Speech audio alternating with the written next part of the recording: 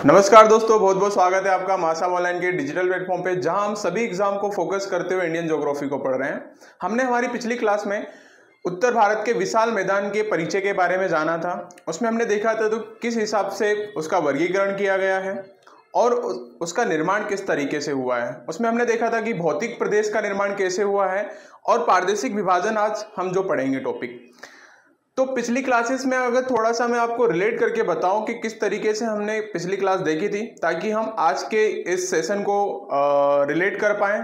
ठीक है, तो सबसे पहले मैं आपको बताना चाहूँगा कि हम जो हमारा उत्तर भारत का जो विशाल मैदान है, जिसकी टोटल लंबाई जो है वो लंबाई है इसकी 3200 किलोमीटर, जो कि हमारा हिमालय और प्रायद्वीप भारत के पठार के मध्य ही स्थित है। हमने उस वीडियो में बात की थी। अगर आपने वीडियो नहीं देखा है तो आप हमारी प्लेलिस्ट में जाके पुराने वीडियोस को देखें। आप वीडियोस अब देखेंगे पुराने वीडियो, तभी इस चीज़ को लिंक कर पाएंगे दोस्तों।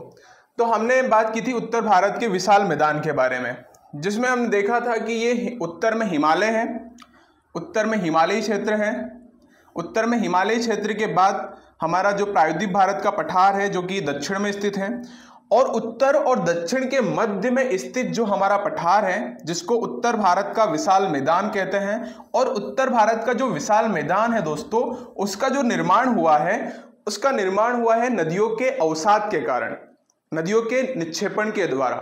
क्योंकि क्या होता है कि नदियां अपने साथ भारी मात्रा में कंकड़ पत्थर ये बहा करके लेके आती है और वो एक ऐसी जगह पे अपने जो कंकड़ पत्थर वो छोड़ देती है, तब जहां पे एक मैदान का रूप ले लेता है, और वही मैदान आगे जाके कृषि के लिए एक उपजाऊ क्षेत्र का काम करता है। ठीक है, तो हमने इसमें देखा था कि यहाँ पे उत्तर में हिमालय स्थित है और हिमालय कई सारी नदियों का उद्गम स्थल भी माना जाता है।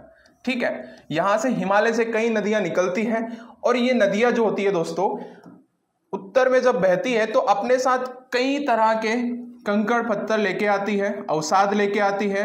ठीक है, और यहाँ से प्रायद्वीप भारत के पठार से भी कई सारी जो नदियां हैं वो निकलती है, जैसे कि चंबल, सोन, कैन। अधिकांश जो नदियां होती है प्रायद्वीप भारत की वो पूर्व की तरफ बहती है, यानी कि पूर्वी तट की ओर बहती है, लेकिन कुछ नदियां इसकी जो है उत्तर के विशाल मैदान की तरफ भी बहती है, जैसे कि चंबल नदी हो गई। चंबल नदी जो है आगे जाके जो है यमुना नदी की सहायक नदी में मिलती है। वही सोन नदी हो गई जो कि गंगा में जाके मिलती है। ठीक है, तो इस तरीके से यहाँ पे क्या होता है दोस्तों, उत्तर भारत का विशाल मैदान का निर्माण होता है।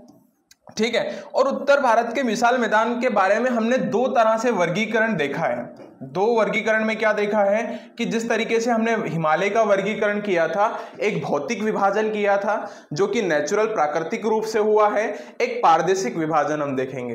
पारदेशिक विभाजन क्या होता है कि स्टेट वाइज हम किसी भी क्षेत्र को बांट देते हैं। जैसे कि अगर हम बात करें कि भौतिक विभाजन में हमने क्या देखा था, भौतिक विभाजन में हमने देखा था कि यहाँ पे एक भाबर प्रदेश होता है, एक तराई प्रदेश होता है, एक खादर प्रदेश होता है और एक बांगर प्रदेश होता है। तो हमने बांगर प्रदेश में भी दो तरह का डिवीजन देखा था, रेह और कल्लर, जो कि इसमें हमने देखा था कि रेह क्या होता है, कल्लर क्या होता है। इन सब चीजों को आप विस्तार पूर्वक हमारे जो पुराने वीडियोस में देख सकते हैं दोस्तों। ठीक है, आइए हम यहां से फिर से हमारे टॉपिक पे आ जाते हैं। हमने देखा था कि यहाँ पे पारदेशिक विभाजन है। ठीक है, पारदेशिक विभाजन, और एक विभाजन जो है हमारा दोस्तों भौतिक विभाजन है। तो हिमालय से जितनी भी नदियां निकलती है दोस्तों, वो अपने साथ भारी मात्रा में कंकड़ पत्थर जो है अवसाद के रूप में लेके आती है और ये अवसाद यहाँ आके जमा देती है दोस्तों। और ऐसा नहीं है कि हिमालय से ही आने वाली नदियां होती है, यहाँ प्रायद्वीप भारत के पठार से भी कई सारी नदियां आती हैं और वो अपने साथ भारी मात्रा में कंकड़ पत्थर लेके आती है, जैसे कि चंबल नदी है ना। और देखो ऐसा होता है कि मैदान को बनाने में सिर्फ एक नदी का ही सहयोग नहीं रहता है, उसकी सहायक नदियों की भी सहायक नदियां, जैसे कि हम नदी तंत्र के बारे में जब पढ़ेंगे तो एक नदी तंत्र कैसे बनता है उसके बारे में देखेंगे। ठीक है, अभी जो देख रहे हैं विशाल मैदान, तो मैदान को बनाने में सिर्फ एक नदी का ही भाग नहीं होता है, सहभागिता नहीं होती है, उसमें कई सारी उसकी सहायक नदियों की भी सहभागिता होती है। जैसे कि उत्तर का विशाल मैदान है, इसमें सिर्फ अगर गंगा का ही मैदान की बात करें तो गंगा की कई सारी ऐसी सहायक नदियां हैं जो कि उसके साथ निक्षेपण लेके आती हैं।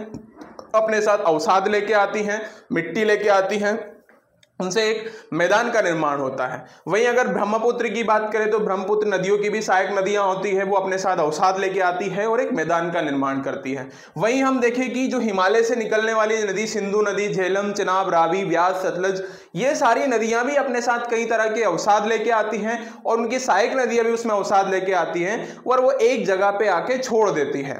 ठीक है, क्योंकि अब यहां एक बात यह है कि कौन सी नदियां अपने साथ ज्यादा अवसाद लेके आती है दोस्तों, तो हिमालय से निकलने वाली जो नदियां होती है, क्योंकि इनका जो ढाल होता है वो ढाल तीव्र है दोस्तों। कैसा ढाल है? वो तीव्र ढाल है। तो ढाल ज्यादा तीव्र होने की वजह से ये अपने साथ मिट्टी का अपरदन करते हुए भी आती है और अपने साथ भारी मात्रा में हिम, कंकड़, पत्थर, जो भी है, आप जो भी कह सकते हैं अपनी अवसाद के रूप में, वो सब लेके आती है। आपने देखा होगा, आप अगर कई नदियों के पास में अगर आपका घर हो या फिर आपका जो भी शहर है, तो वहां पे जो भी अगर बाढ़ का पानी जहां पे रुकता है थोड़ी टाइम के लिए, जहां पे पानी भर जाता है आके, बहने वाले पानी की बात नहीं कर रहे हैं, जहां पे पानी आके रुक जाता है, तो आपने देखा होगा कि वहां पे बहुत ही एकदम महीन तरह की मिट्टी आके जम जाती है और वो मिट्टी जो होती है उपजाऊ क्षेत्र के रूप में काम करती है, क्योंकि जो मिट्टी होती है वो अपने साथ उसमें कई तरह के ऐसे फर्टाइल मिनरल्स होते हैं जो कि एक फसल के उत्पादन के लिए काम में आते हैं दोस्तों। ठीक है, तो ये हमने जनरल इंट्रोडक्शन हमने पहले की क्लास में देखा हुआ था। मैं सिर्फ और बताने का सिर्फ इतना सा उद्देश्य है मेरा कि आप इस क्लास को उस क्लास से रिलेट कर पाए। जैसे कि हमने उसमें क्या क्या देखा था दोस्तों, मैं आपको फिर से एक बार जनरल चीजें बता देता हूं कि जो उत्तर भारत का विशाल मैदान, ये आप देख पा रहे होंगे, है ना, ये जो है उत्तर भारत का विशाल मैदान है, इसको आप देख पा रहे होंगे, जिसमें हमने देखा था कि ये कितना लंबा है ना। जिस तरीके से ये लंबाई है, हमने लंबाई की बात की थी। लंबाई की बात करें तो इसमें की जो लंबाई है वो 3200 किलोमीटर के लगभग है। कितनी है दोस्तों? इसकी जो लंबाई है वो 3200 किलोमीटर के लगभग है। 3200 किलोमीटर के लगभग इसकी लंबाई है ना। और इसका जो एरिया है दोस्तों, इसका जो क्षेत्र है वो, अगर मैं राज्य की बात करूं तो राज्य में कहां कहां तक फैला हुआ है दोस्तों? अगर मैं बात करूं तो ये फैला हुआ है हमारा, है ना, राजस्थान की बात कर लें। राजस्थान के बाद पंजाब, है ना, पंजाब, हरियाणा, है ना, हरियाणा के बाद कौन सा? यूपी, उत्तर प्रदेश, बिहार के बाद वेस्ट बंगाल, असम। इतने सारे स्टेट में ये उत्तर भारत का जो विशाल मैदान है वो फैला हुआ है। कितने स्टेट है टोटल? एक दिल्ली भी आप नोट कर सकते हैं। ठीक है, 1 2 3 4 5 6 7 8, टोटल 8 स्टेट है। ठीक, 8 स्टेट में ये इसका विस्तार है दोस्तों। अब बात, हमने ये सारी चीजें कर ली थी और इसका निर्माण कैसे हुआ है। निर्माण में भी आप एक पॉइंट, ये तो इसका एरिया हो गया, है ना, राज्य हो गए। इसका जो निर्माण है वो निर्माण कैसे हुआ है अगर पूछा जा सकता है ना, उत्तर भारत के विशाल का मैदान का निर्माण, यहां पे जो निर्माण हुआ है वो अवसाद के द्वारा हुआ है ना, अवसाद के द्वारा इसका निर्माण हुआ है। यहाँ पे मिट्टी कैसी पाई जाती है ये भी पूछा जा सकता है। मिट्टी यहाँ पे जलोढ़ मिट्टी होती है। कैसी मिट्टी होती है? जलोढ़ जो होती है। और ये कैसी होती है दोस्तों? उपजाऊ मिट्टी होती है, उपजाऊ क्षेत्र है। तो यहाँ पे कृषि क्या होती है? भारी मात्रा में होगी। कृषि अगर भारी मात्रा में होगी दोस्तों, तो यहाँ पे स्वाभाविक सी बात है कि जनसंख्या भी क्या होगी? अधिक होगी। क्या होगी? जनसंख्या भी अधिक होगी। यहाँ पे जनसंख्या अधिक होने की वजह से ही आप यूपी बिहार में देख सकते हैं कि यहाँ पे जो है डेंसिटी ज्यादा है। यूपी में सबसे ज्यादा जनसंख्या है। पूरे अमेरिका की जनसंख्या तो हमारे यूपी में है। ठीक है, और हम बात करते हैं कि हमारे यूपी में लॉ एंड ऑर्डर काम नहीं करता है, तो जितना अमेरिका में जितनी पॉपुलेशन है वो एक हमारे स्टेट में ही है, तो कैसे लॉ एंड ऑर्डर काम करेंगे? मतलब कि इतनी ज्यादा जनसंख्या है कि आप कितने लोगों को देखोगे, है ना। चलिए, स्वाभाविक सी बात है कि इतनी ज्यादा जनसंख्या के लिए ज्यादा प्रशासनिक व्यवस्था की जरूरत होती है, जितनी थी हमारे जितने भी, हम अगर भारत की बात करें तो उतनी मात्रा में अवेलेबल नहीं है ना। चलिए, तो इसमें एक टॉपिक और आता है कि जो ये उत्तर का विशाल मैदान है, इसमें ये पश्चिम की तरफ, ये वाला जो एरिया है ये पश्चिम की तरफ, ये वाला जो एरिया है ये पूर्व। तो पश्चिम की तरफ ये ज्यादा चौड़ा है और पूर्व की तरफ ये संकरा है। तो इस तरीके से भी क्वेश्चन यहाँ पे फ्रेम किए जा सकते हैं। ठीक है, ये आपको क्लियर हुआ होगा। अगर मैं आपको दूसरी चीजों के बारे में अगर मैं बताऊं कि हमने तराई के मैदान जो भाबर प्रदेश वो किस तरीके से पढ़ा था, तो मैं थोड़ा सा आपको जनरल इंट्रोडक्शन देना चाहूंगा उसका, क्योंकि उस चीज को भी पढ़ना बड़ा जरूरी होता है। अगर उस चीज को हम नहीं रिलेट कर पाएंगे तो आगे की चीजों को थोड़ा सा पढ़ना मुश्किल होगा, है ना। थोड़ा सा मैं समझा देता हूँ, ज्यादा नहीं लूंगा आपका टाइम इसमें, थोड़ी सी मैं चीजें समझा देता हूँ, क्लियर कर देता हूँ, ताकि आप भी क्लियर रहें, मैं भी क्लियर रहूं। चलिए यहां से हम देखते हैं कि जो उत्तर का विशाल मैदान है दोस्तों, उसमें जो सबसे पहले हमारा जो क्षेत्र आता है, ये वाला जो क्षेत्र है दोस्तों, ये वाला जो क्षेत्र है, ये वाला, है ना, ये हिमालय है। हिमालय क्षेत्र से नदियां निकलती है ना। ये जो नदियां निकलती है अपने साथ अवसाद लेके आती है। क्या लेके आती है दोस्तों? अवसाद लेके आती है। जैसे कि यहाँ से ये नदी आई है, ये है रिवर है ना। ये रिवर अपने साथ क्या लेके आएगी? अवसाद लेके आएगी। तो यहाँ पे कई बड़े बड़े कंकड़ पत्थर होते हैं, यहाँ जमा देती है आके। तो इस क्षेत्र को क्या बोलते हैं? भाबर प्रदेश। क्या बोलते हैं? भाबर प्रदेश। अब ये भाबर प्रदेश की क्या विशेषता है दोस्तों? इस भाबर प्रदेश की क्या विशेषता है? ये भाबर प्रदेश की जो विशेषता है दोस्तों, वो ये है, इसकी विशेषता क्या है? इसकी विशेषता ये है कि यहाँ पे जो नदियां होती है, नदियां जो होती है, नदियां विलुप्त हो जाती है। क्या हो जाती है दोस्तों?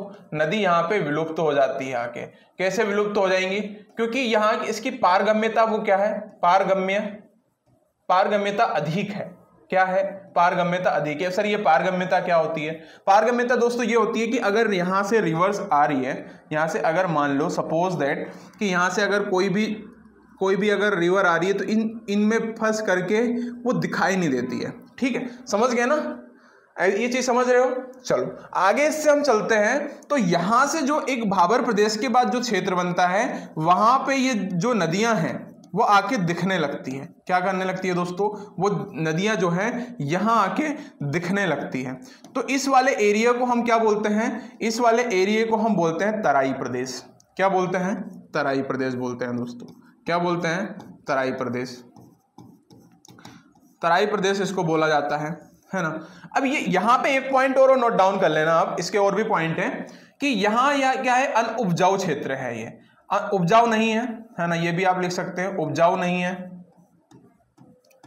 और यहाँ पे कई सारे जो है भाबर प्रदेश में उपजाऊ नहीं होने के साथ साथ में क्या लिख सकते हैं आप? जनसंख्या का कम घनत्व है ना, जनसंख्या का कम घनत्व, ये भी आप पॉइंट डाल सकते हैं।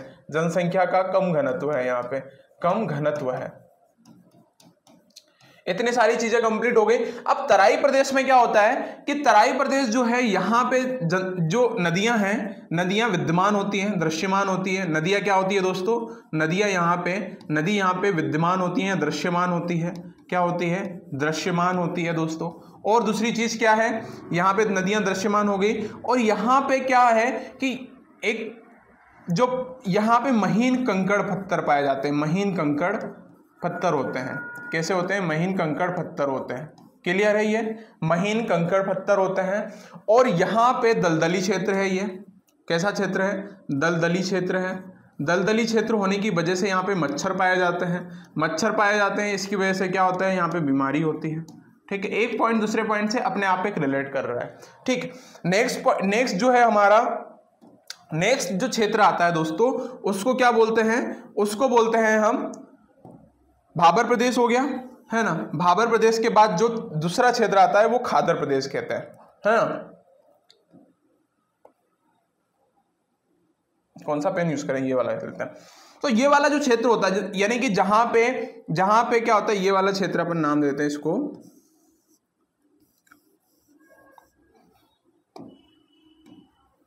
ये वाला जो क्षेत्र है हमारा दोस्तों, ये वाला, ये खादर प्रदेश है। क्या, कौन सा क्षेत्र है ये? खादर प्रदेश। खादर प्रदेश क्या होता है?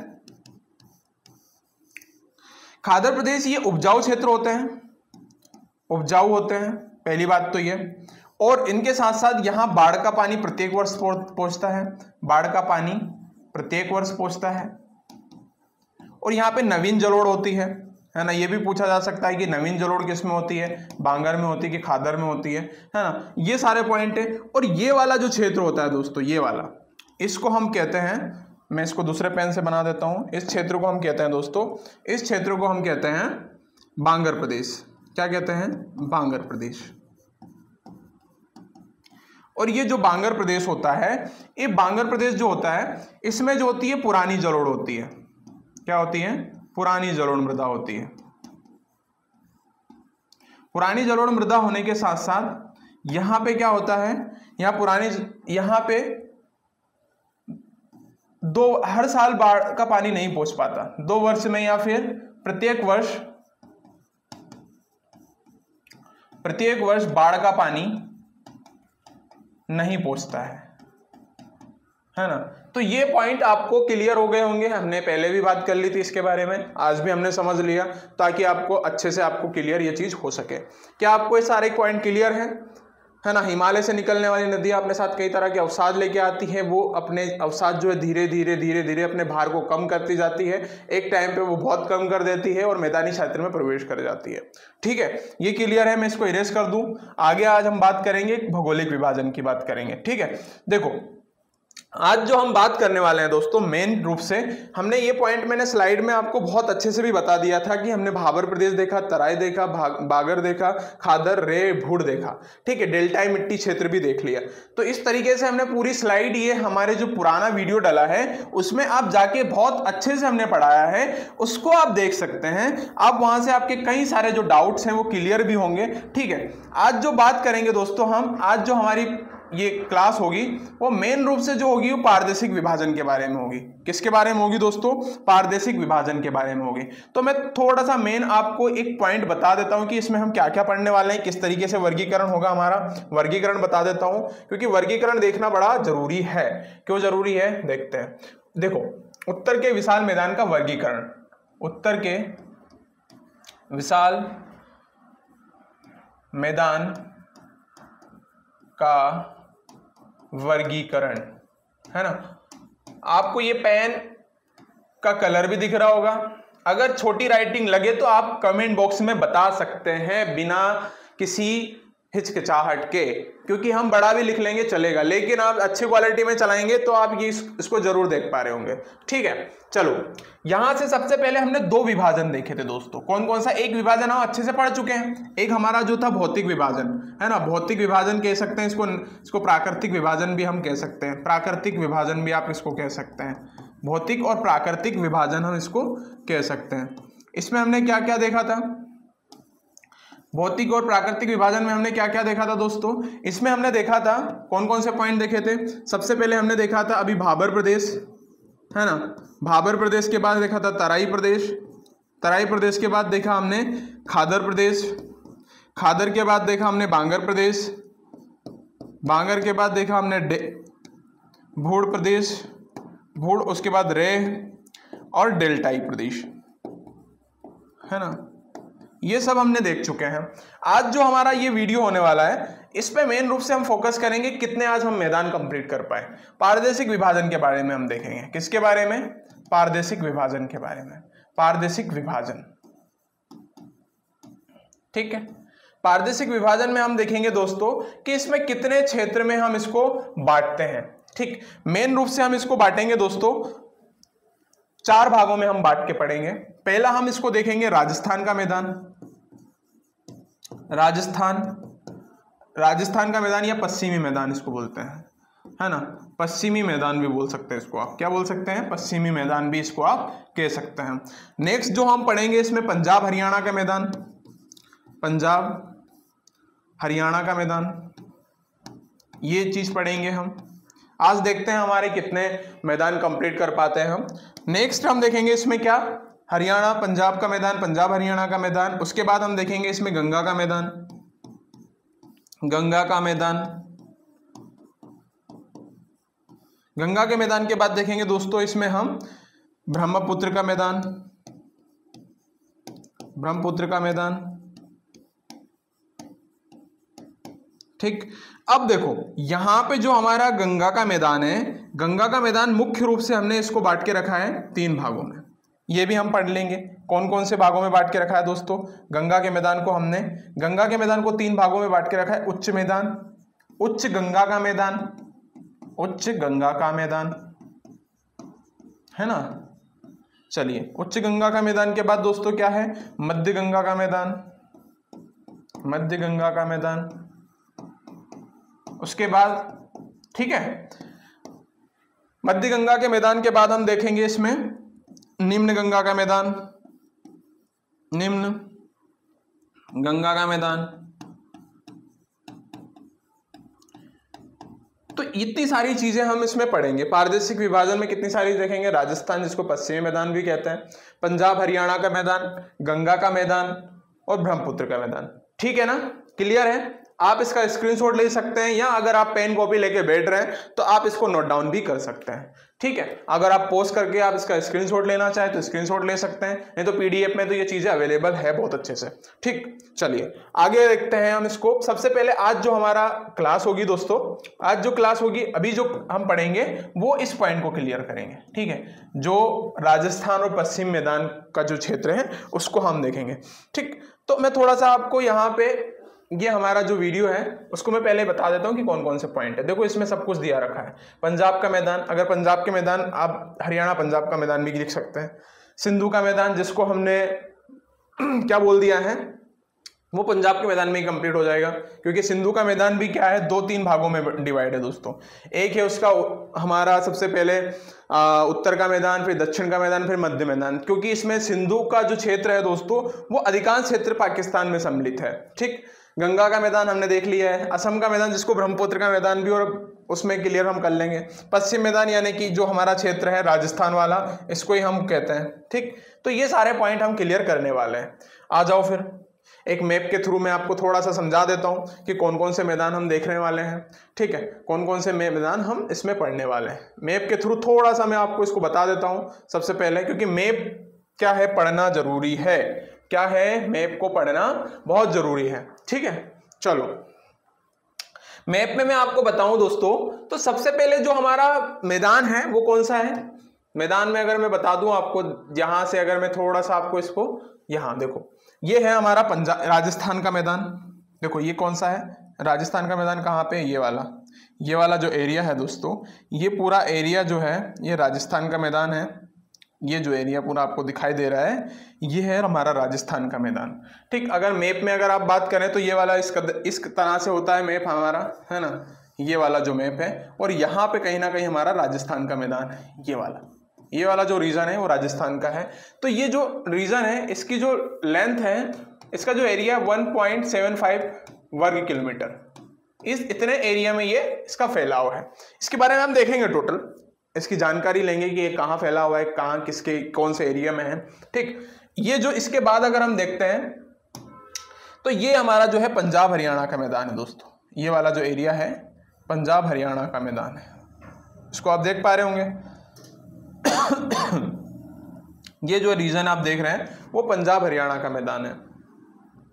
इसको थोड़ा सा ऊपर भी कर लीजिए। ये वाला जो रीजन है ये कौन सा है, पंजाब हरियाणा का मैदान है। ठीक है, नेक्स्ट जो मैदान है मैं अलग अलग पेन से इसलिए बता रहा हूं ताकि आपको थोड़ा सा क्लियर रहे। ये जो एरिया है दोस्तों, ये एरिया जो है हमारा गंगा का मैदान का क्षेत्र है, पूरा गंगा मैदान का क्षेत्र है। कि यहाँ तक है, बड़ा ही जो क्षेत्र, सबसे बड़ा जो क्षेत्र माना जाता है वो गंगा का मैदान ही माना जाता है। वो यहाँ से लेके तो ये यहाँ तक का जो एरिया है टोटल, थोड़ा सा इसमें पीडीएफ में भी आप देख रहे होंगे, ये जो एरिया है टोटल जो एरिया है दोस्तों, ये गंगा का मैदान का क्षेत्र है। ठीक है, अब गंगा के मैदान के क्षेत्र में भी हमने 3 भागों में इसको डिवाइड किया हुआ है। कौन कौन से, सबसे पहले तो ये हमारा जो क्षेत्र है ऊपरी गंगा का क्षेत्र, ये वाला रीजन हो गया। मध्य गंगा का क्षेत्र ये वाला रीजन हो गया, और ये निम्न गंगा का क्षेत्र। ठीक, तो जो ऊपरी गंगा का जो क्षेत्र है हम इसमें देखेंगे कि ये मेन रूप से यूपी में ही है ना। ये जो क्षेत्र है यूपी प्लस बिहार में है ना, ये यूपी प्लस बिहार में है। और ये वाला जो क्षेत्र है वेस्ट बंगाल में है। ठीक, तो ये 3 स्टेट में ये जो है फैला हुआ है।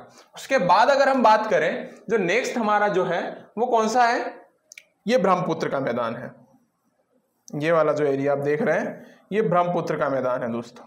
ठीक है, ब्रह्मपुत्र का, ये वाला जो भूटान में ले लिया यार मैंने, सॉरी, ये जो एरिया है पूरा, ये जो एरिया है दोस्तों वो ब्रह्मपुत्र का मैदान है। मेन रूप से असम में ही विस्तार है, क्योंकि हम नदी से पढ़ रहे हैं तो हमने उसको ब्रह्मपुत्र या असम का मैदान आप बोल सकते हैं। आपको क्लियर है ये चीज। चलिए, तो सबसे पहले आज हम देखेंगे आज किसके बारे में, आज हमारा जो ये, सबसे पहले हम राजस्थान के मैदान को उठा लेते हैं। सबसे पहले कौन से मैदान की बात कर लेते हैं, राजस्थान के मैदान की बात कर लेते हैं। ठीक, तो मैं यहाँ पे आपको थोड़ा सा राजस्थान के मैदान के बारे में बताना चाहूंगा।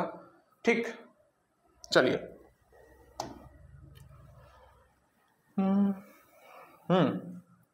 तो आप लोग अच्छे से देख रहे होंगे ना वीडियो। अगर वीडियो आपको पसंद आता है दोस्तों तो थोड़ा इसको लाइक भी कीजिए और हमारे वीडियो को शेयर भी कीजिए, क्योंकि आपका सपोर्ट हमारे लिए बहुत ज़्यादा ज़रूरी है। अगर आपको वीडियो पसंद आता है तो आप अपने बहन भाई जो भी आपके दोस्त हैं उनके साथ शेयर कीजिए, क्योंकि ये वीडियो उन लोगों के लिए ज़्यादा ज़रूरी है, इंपॉर्टेंट है, जो कि बहुत शुरुआती फेज में अपनी तैयारी कर रहे हैं। बहुत बेसिक चीज़ें हम पढ़ा रहे हैं, बहुत बेसिक से बहुत ही सरल भाषा में, क्योंकि हम यहाँ पे जो शब्द यूज़ कर रहे हैं वो बहुत ज़्यादा ऐसे टफ नहीं है, हम बहुत ईजी भाषा में इसको एक्सप्लेन कर रहे हैं, ताकि क्योंकि क्या होता है कि क्वेश्चन कभी कभी हमें बहुत इजी भाषा में पूछ लिया जाता है, हमें कई बार तो क्वेश्चन ही समझ में नहीं आता है, कई बार हमें प्रश्न समझ में नहीं आते कि किस तरीके से वो पूछे जा रहे हैं। ठीक है, तो सबसे पहले मैं अगर बात करूं, यहाँ पे हम बात करते हैं अभी जो हमारा पश्चिमी मैदान के बारे में, जिसको हम राजस्थान का मैदान भी कहते हैं। कि कौन सा मैदान की बात करेंगे आज हम सबसे पहले बात करेंगे पश्चिमी मैदान के बारे में, है ना,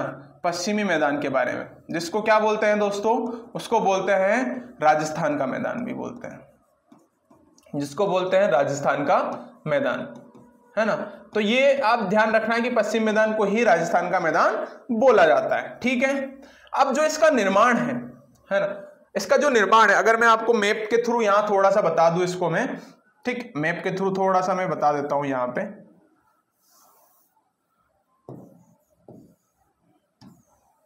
ये जो है हमारा, ये वाला जो एरिया है, ये वाला जो एरिया, यहां पे कहीं ना कहीं हमारा जो है वो मैदान स्थित है, जिसको हम क्या कहते हैं, ये वाले रीजन में। तो जो इसका निर्माण है, निर्माण कैसे हुआ है, नदियों के अवसाद या नदियों के अवसाद या निक्षेपण से, है ना।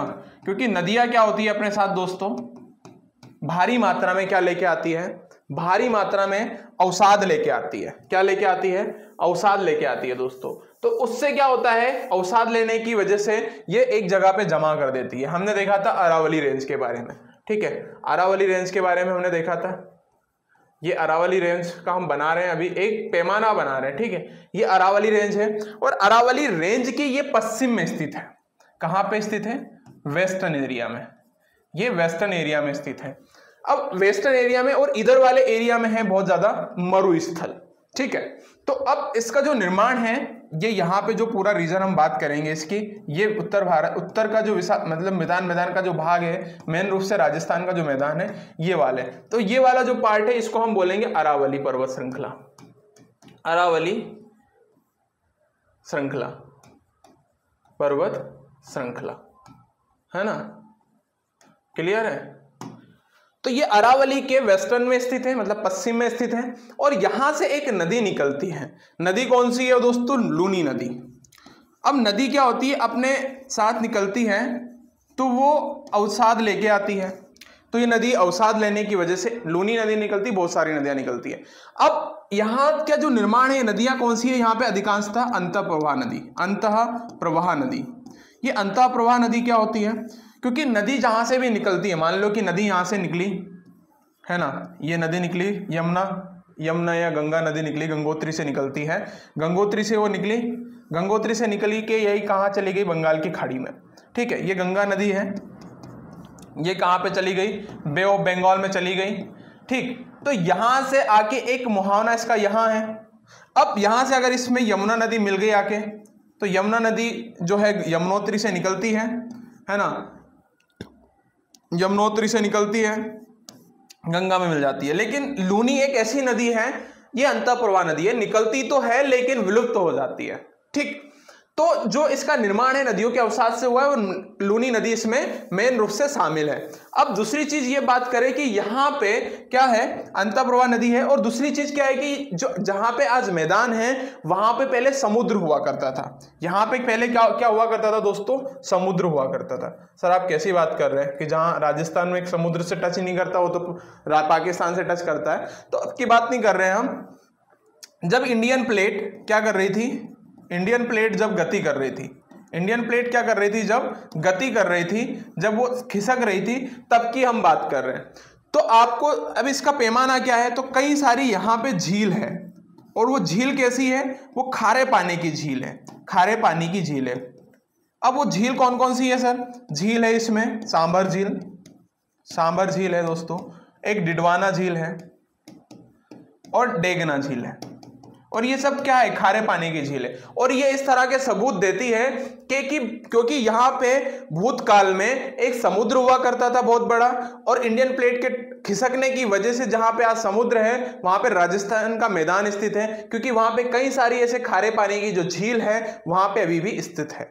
और आज आज जो मैदान है वो मैदान का डिजर्टिफिकेशन हो चुका है, मरुस्थलीकरण होना प्रारंभ हो गया है, क्योंकि यहाँ पे जो अधिकांश जो मैदान है वो बालू या बलुका के मध्य में एकदम विलुप्त हो चुका है।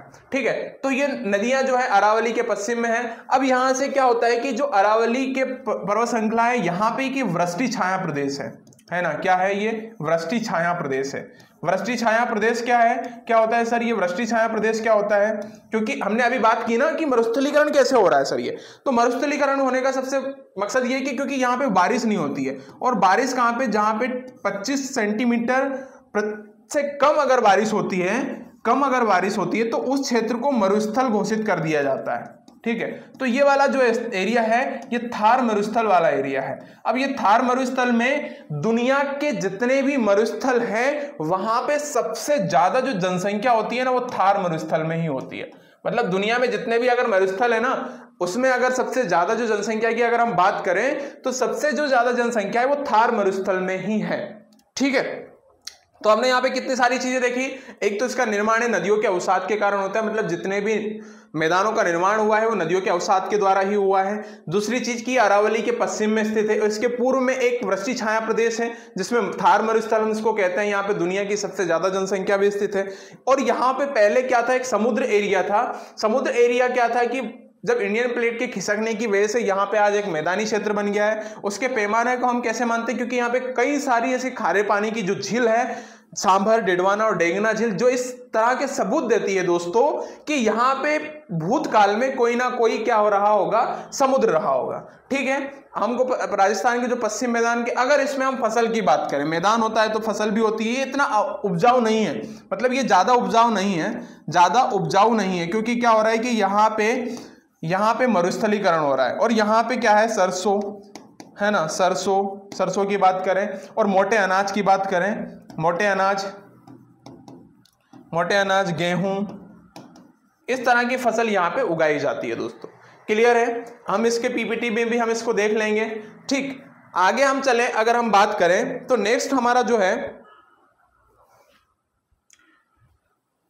इसमें अगर हम पीपीटी में भी हम इसको देख लेंगे बड़े अच्छे से।